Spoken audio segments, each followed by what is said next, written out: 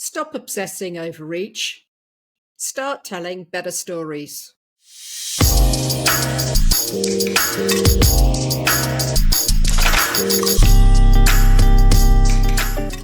You know you need video for your business, right? But what you probably don't know is how to go about it and what makes the difference. Today's guest on Conversation About Power is Dan Fisher of Bottle Rocket Media.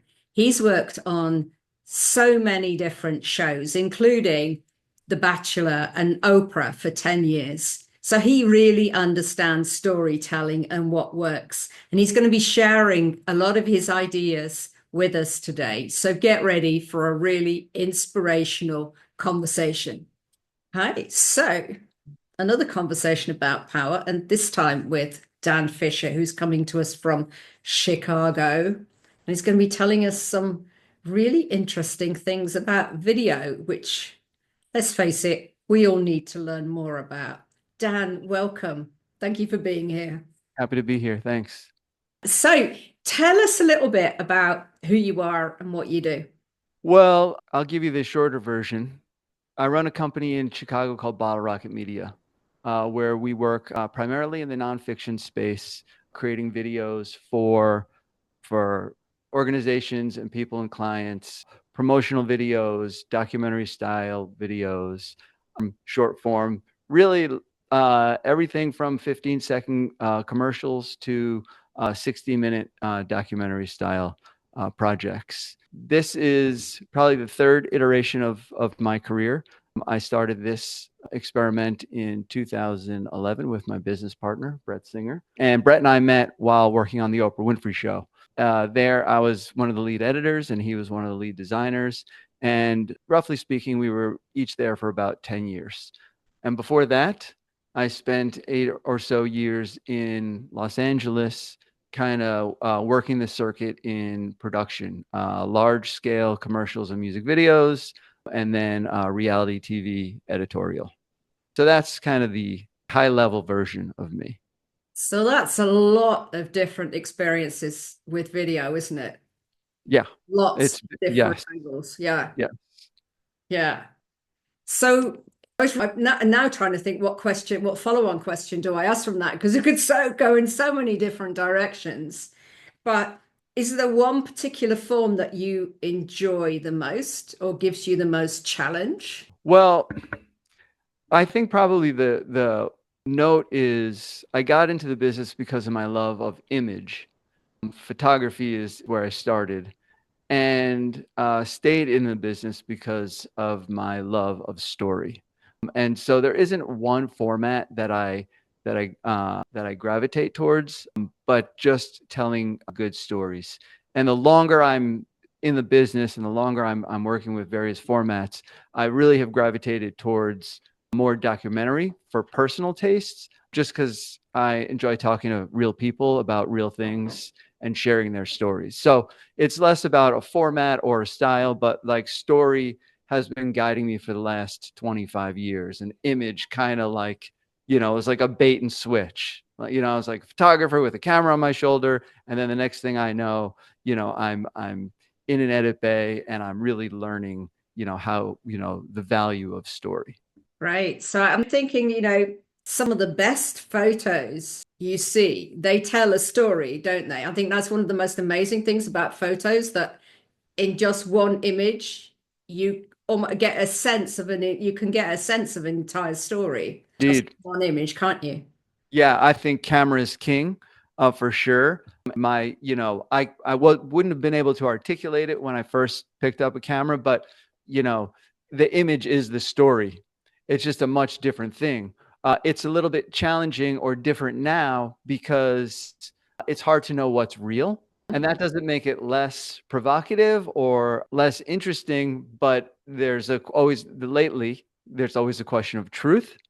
And it's really the same for video now. But for a while, it was clear that images could be altered and adjusted to be as realistic. And now we're entering this phase where that's true for video as well. Yeah. And we're seeing it with all kinds of things, aren't we? With voices. Yeah. I heard a really interesting distinction last week about the difference between a real story and a true story, and that we may not be using the truth in the same way if we're using AI, but we've still got the test of, is the story real or not?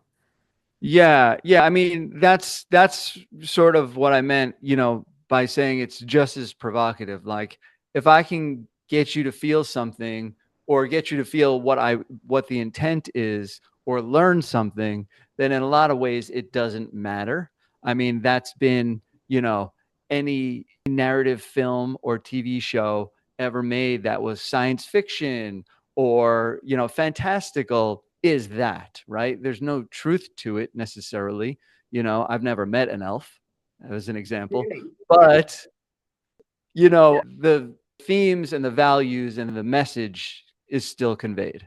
So you've had all these experiences, with the image, you've worked in the editing, in the production side of things. And what, apart from AI and the massive changes that you've seen in that, what other kinds of changes have you seen in the way that we're using video? Well, I think, it's an understatement to say video is everywhere. It's you literally get out of bed without being served a video because I grab my phone first thing in the morning to see what my day is going to be. And so, in a lot of ways, you can argue this both ways, but the power of video is greater than ever. And also, because it is everywhere, it's harder for it to reach its audience. So, in a lot of ways, the power has been diminished, and yet we still need it more than ever because culturally, people respond to video. They've always responded to video. And from the early days of video, like it's still magic to a lot of people what happens, what transpires on the screen in front of them. Yeah, and it's such an all-round experience as well, isn't it? It's not just looking, there's also the sounds and the music and the way you're using Right, the camera and all of those great, right, amazing things you can do with. right, right. It still becomes, I know we're not going to go down the road of like people don't read anymore, but people don't read anymore. That aside, the value in video is that it still, evokes emotion. It still, allows people to identify, as if it's their own experience, which I find amazing. And I'm still amazed every day because I'd say like, you know, a high percentage of my videos are consumed on a 3-inch phone. Right. And people are still feeling, emotionally based on what they see, if that's the appropriate, or wowed or shocked or excited or whatever it is. And so that's amazing because it's one thing to capture an audience watching a big screen, or even if you're home alone in the dark and watching, go from early days, a small screen to whatever 60-inch screen people have these days. But a 3-inch phone like that, a 3-inch phone on a train during a commute with a lot of things happening around you, and it still captures people. That's how powerful video can be. Yeah, and I think a good story, whether it's video or, heaven forbids in a book, heaven forbid in a book, it can so grab you, can't it, that it takes you out of where you are and then takes you into another world. Yeah. Yeah. And that's, a very specific use case for video. And then the rest of the world, it's being used just to be seen, just to be heard, whether it's professionally or individually. Clearly, like TikTok has changed the game because everybody thinks they can get on a soapbox and preach their views, and so that's another type of video that I know very little about. Yes, when we met, we had a chat before today, didn't we? We discovered that our kids are about the same age, and Mm-hmm. and Yeah. so I mean, my daughter's now thinking about setting up a business, and she says, "Oh yeah, I'll just put some things on TikTok and Right. down to earth about video and what she can do with it." Right. So that's not the type of video that I've spent my life No, creating, I know, but I know. there's a value in it. Just the way, the community, because of the internet, we all one community internationally. And so if you have a business and you want to be seen, and you need a website, right? Everybody knows that. But that has evolved into, you need a website and you need to put video on it. You need a Yeah. website, right? And then the TikTok marketplace, right? It is amazing. And it just happens to be built on video. And, Instagram and Facebook and all of those platforms, like, it's just clear at this point that, video trumps all. People respond to video. Yeah. Yeah. And it generally, for those kind of media, needs to be short. And if you've grown up in an age where you had more time to explain things, that's like one of the major challenges, isn't it? Sort of reduce it down. Sort of like, Yes. yeah. Yes. Yeah, we have run up against a lot, and I think it took us a minute to get there as well. Is you do a lot of product videos and company videos, and you sit down for a first meeting to write a script, and the client wants to post like, here's what's wrong, and here's our solution.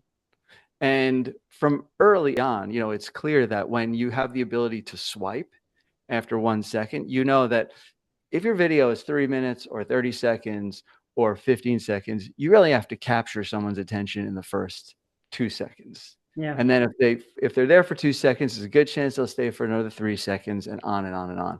So we've always said, like, yes, you are solving X problem, but you have to lead with a solution. You have to lead with what's new, not with what's old. And then you can go back and you're on any of the platforms. You'll notice that over the last handful of years, the style of video has changed, where now, like, the very first thing you see is the climax. Yeah. Right. You see the climax, and then it cuts, and then it tells a story in order, and you get back to that climax. For me, that's a travesty because there's no build to it. There's no craftsmanship to it. Yeah. It's just, cut to the punch. Where's the tension building? Yeah. Right. But for the rest of the world, if it's a car accident, or if it's a product reveal, or if it's, anything of importance, that's the very first thing that you want people to see, because you have no faith that they're going to stay for the next 15 seconds plus. Yeah. Which explains some of the most dramatic hooks and things that you see at the starts of videos. Right. Yeah. Because otherwise you've lost people. Yeah. Right. Yeah. Yeah. What I haven't dug into, and I imagine people are going to want me to have dug into, is, we talked about your experience, which is, obviously incredibly broad, but you also mentioned Oprah in passing, and I've realized I haven't dug into that at all. So I'm going to go back just briefly. Can you tell me something about because I know story is so important for you, and she knows something about story. So can you tell me something about what you learned about storytelling from your time there? Yeah, I feel like I learned the majority about storytelling there for a few reasons. The volume of material that is created for a daily TV show is enormous. And myself and my team were responsible for doing all the roll-ins, doing all the stuff that's not the live show. So there's a guest on the show. We cut 2 or 3 pieces about, one is an intro piece and one is the reason they're there, and then maybe a conclusion per show. 3 to 5 shows a week, if not more. And, if we're behind schedule, and it's just like an incredible amount of material. So you just really have no choice, if you want to survive in that wild, to like work fast, work hard, see what works, see what doesn't, So that's part one.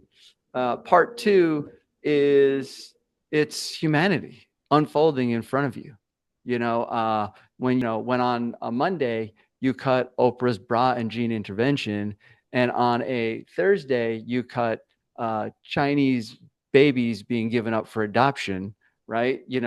And in between there, it could be drunk driving accidents, or, Oprah's Angel Network. Like, you really like get a broad view of the stories that are out there and what happens in the world, and we have to cut comedy on day 1 and drama on day 2. And it's just, I feel very fortunate, not in the spiritual sense of Oprah, the way other people might suggest it, but just very fortunate to get that worldview and to see, what's happening around the world and how to tell those stories, and wanting to give those stories the respect they deserve each time, even if it's, as Oprah would say, sometimes you just got to pay the bills, even if it's a celebrity on TV, pitching a new movie, like just give it the respect it deserves to get the audience involved.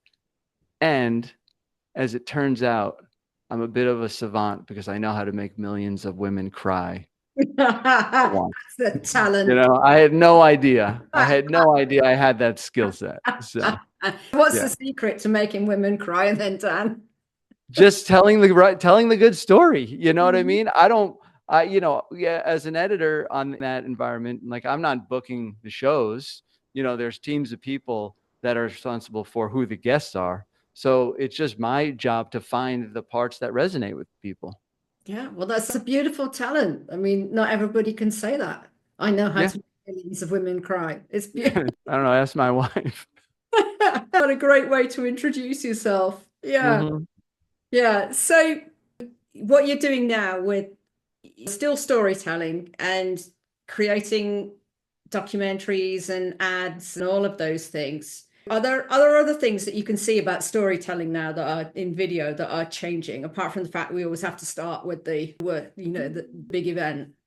I mean, thankfully, if you're talking about story, at the end of the day, it doesn't really change that much, right? I think a challenge now is the impulse to try and reach a lot of different audiences, because like there's a potential for anything to go viral, and so that's sort of a newer challenge where it's important before we get started to know like who's the demographic and what's the goal of the video, right? And that's who we should focus on, and that's who we should make the video for, right? Because historically you would have to spend a lot of money to reach a lot of demographics, and now you could just reach them by posting it and you might get lucky, and you can do a lot of targeting that you used to not be able to do. But video itself, as we sort of mentioned earlier, is changing, daily, because AI is gobbling up the business. And that's not bad, but it's just changing the way in which we approach it, because that people are using AI to create on paper, and now they're starting to be able to use AI to create video. And so, fundamentally the story should be the same, but the way we go about creating them will be different. Just the other day as a test, I took a photograph that I took of a sunset on Lake Michigan, and I brought it into the computer and I animated and I had a whale jump out. Looks pretty real to me, I mean, so, and that's obviously a very benign example of how to use it. But, there really is like it's at the beginning of a new era. We don't know where it's going to go. Just like when the internet came out, just like when video, came out, like we're at this new place where we're going to be seeing things and we're going to be communicating in ways that we just don't know yet. Yeah, absolutely. That's how I've been sort of describing it. It's like this is on the scale like the Industrial Revolution, internet, or it's just such a massive scale. Right. It's changing everything. And right. Yeah. And yeah, as you say, some of the things that we're doing now, AI is going to be able to do them. And some of that's great. I mean, because the stuff that takes time, that, if AI can do it well enough and it can do it quickly, well, great. Right. But then there's also, where's the human element in all of this? That's well, I'm gonna go back to what you said earlier, and regardless of how it's made, if it's communicating the idea, whether it's educating someone or getting them to feel something emotionally or making them aware of something, doesn't matter. I learned how to first edit on film just to position myself. I hated it, by the way, but so I understand like the value of humans, because when I started this business, it was only humans. And you know, if you just power of video, or, as it tells a story or as it communicates, right? It's still, the most powerful form of communication, however it communicates, because no other medium, except maybe photography, if people look at a photo long enough, which, is another conversation, will give you, the emotional resonance, will communicate universally the way video does. Yeah. We're heading off into an interesting age. Yeah. So moving on a bit, Dan, because this is fascinating, and I'm sure we could keep going with this for hours and hours, but I want to try and add this up to power. There's conversations about power. Now, you've just also been talking about the power of video. So if I say the word power, what associations do you have with it? With video, I think it dominates. I think it's the most powerful medium right now. But part of the reason is because it's democratized. Anybody can create a video. So politicians are up on stage on their box creating videos, and so are the people who disagree with them, right? There's, take commercialism out of it, because obviously that's, perhaps the abuse of video to some degree. I've seen documentaries that are true, that inspire me to maybe be a vegetarian for a week before I give up, or, pay attention to a movement. And I've seen documentaries that twist the truth, that upset me, because I know from my core that they're wrong, and the audience doesn't know, right? And so there's a power in that, that because you see it on video, you think it's really happened. When I was cutting reality TV shows, I was working on a show called The Bachelor for a while, Yeah. and I always used to tell my family and friends, I always kept the secret. I never let the cat out of the bag, just for the record. But I always used to tell my family and friends, as we were watching an episode, if you don't see two sentences said together back to back on camera, it was edited. Sometimes entire sentences were created word by word, right? And so the power of video is that people believe it Yeah. emotionally, intellectually, and so that's when you say power in video, there it is. You tell the truth, your podcast is informative, and if it were from a different perspective, you'd probably still have an audience and people would believe you. I mean, and that's been the greatest challenge that we're in right now. Yeah. Yeah. Thinking about, reality shows, I've often wondered, but I mean, it's very difficult to watch and wonder at the same time. But I have often wondered, did people actually say these things in this order? And that I've quite often had the impression, oh, well, oh, things have been put together, haven't they? So it looks like this is happening, but was it actually happening? And then it's been shown to participants, and then things have kicked off. And yeah.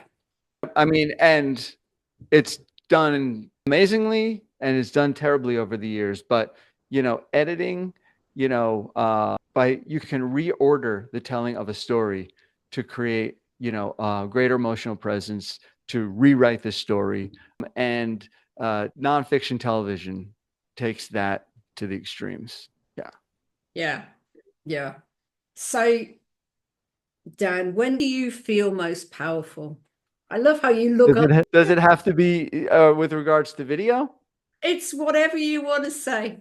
I mean, probably I enjoy being a parent. I have two kids. Probably when I feel my most powerful is when I'm advising my kids. They're older now and they listen to me, Oh, right? Then it's like, glorious, isn't it? wow. That's probably the real answer. I love being on set. I love working with I say real people, but real people, actors, anybody. I love the act of capturing stuff on video, because it's very collaborative.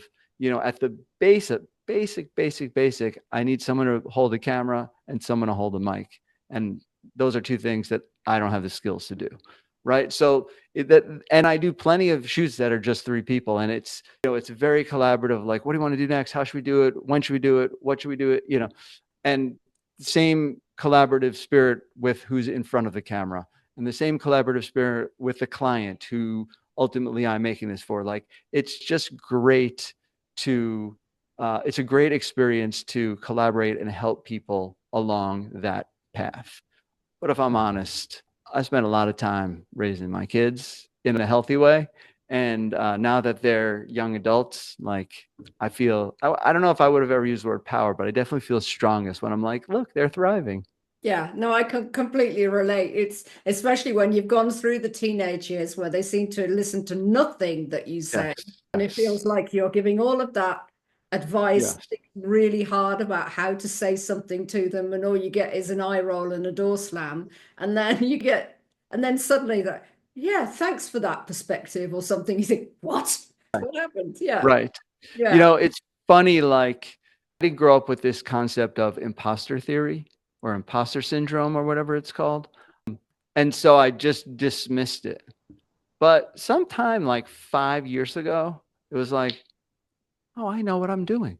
And I don't think I didn't know what I was doing all along, but I had to like catch up to myself, and that happened professionally and it happened as a parent. It's not a coincidence that now half of my staff is 25 or under. But I think I had to have a 20-year-old to learn how to communicate with 20-year-olds, right? I don't think I had the ability to No, bring on a young staff 10 years ago because I had no experience with that. no, and the age group is fundamentally different ideas about life Yes, and their position in a company and what's supposed to be doing there and what they want to be doing there. It's completely different, isn't it? it is.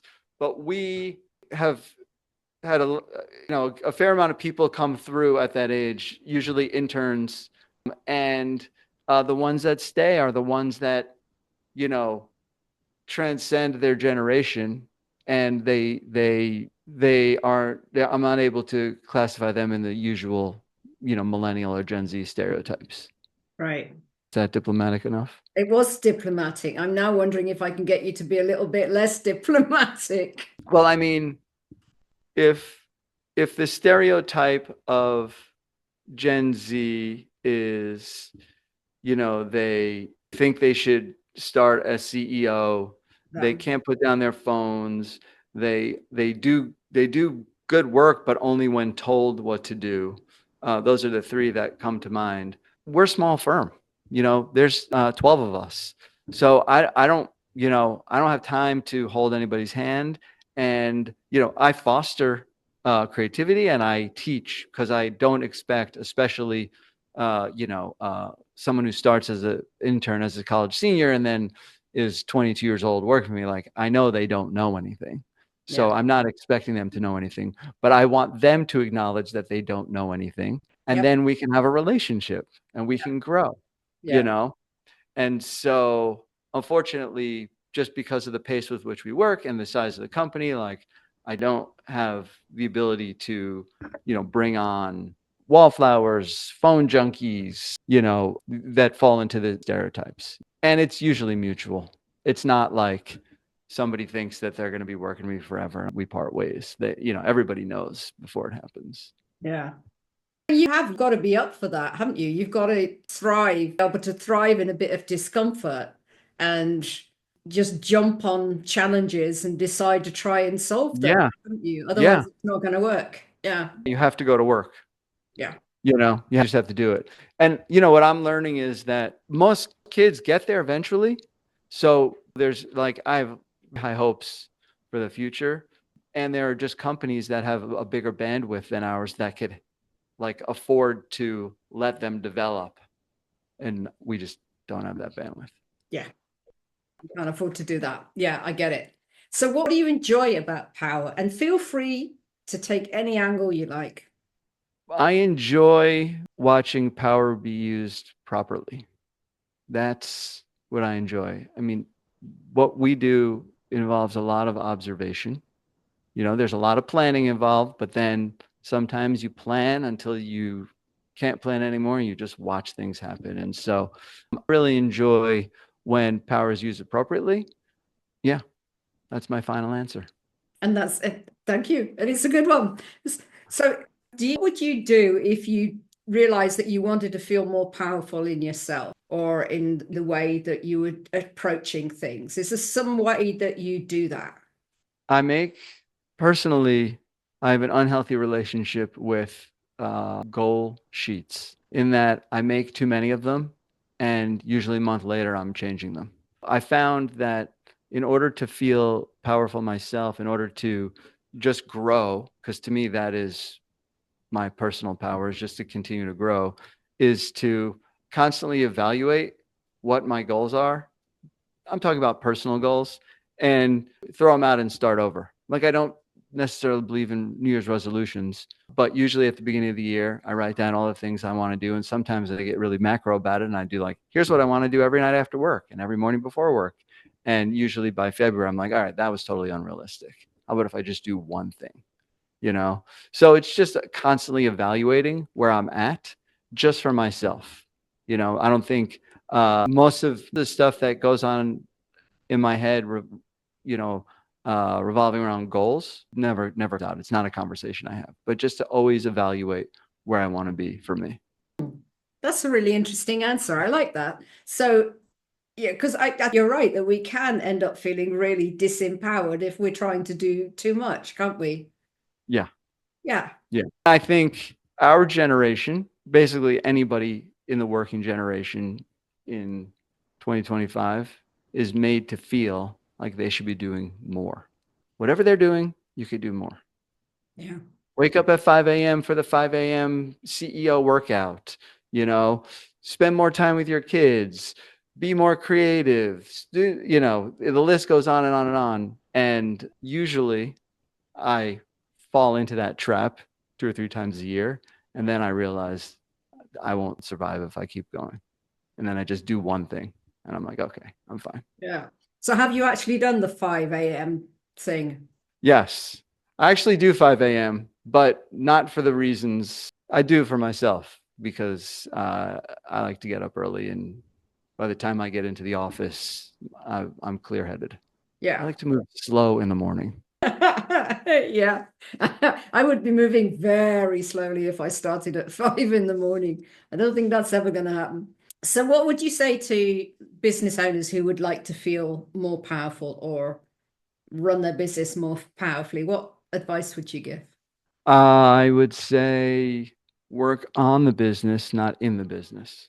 It's hard, but the less you do, the more successful your business will be. Plan, talk, manage, but don't make the widget. Yeah. Yeah.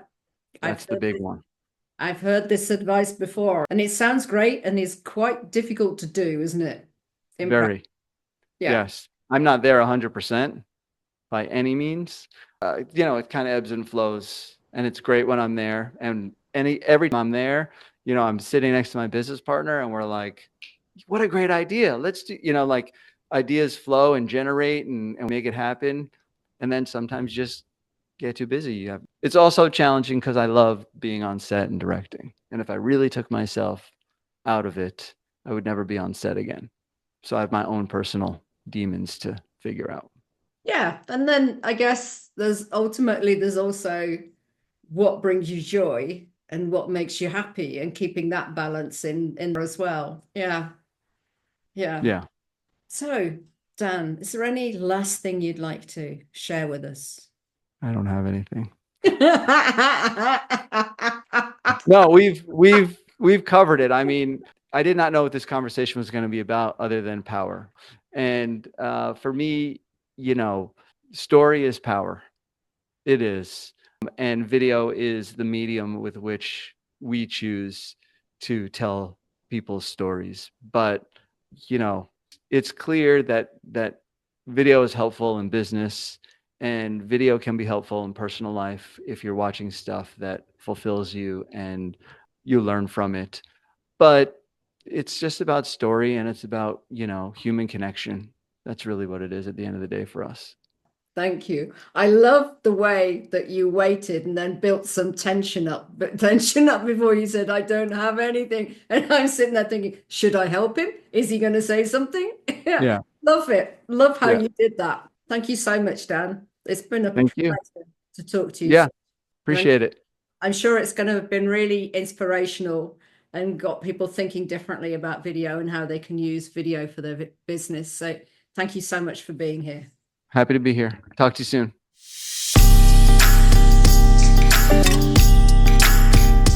Hey, if you enjoyed today's episode, why not try out this episode or this one instead and find out more about how power can work for you and your business?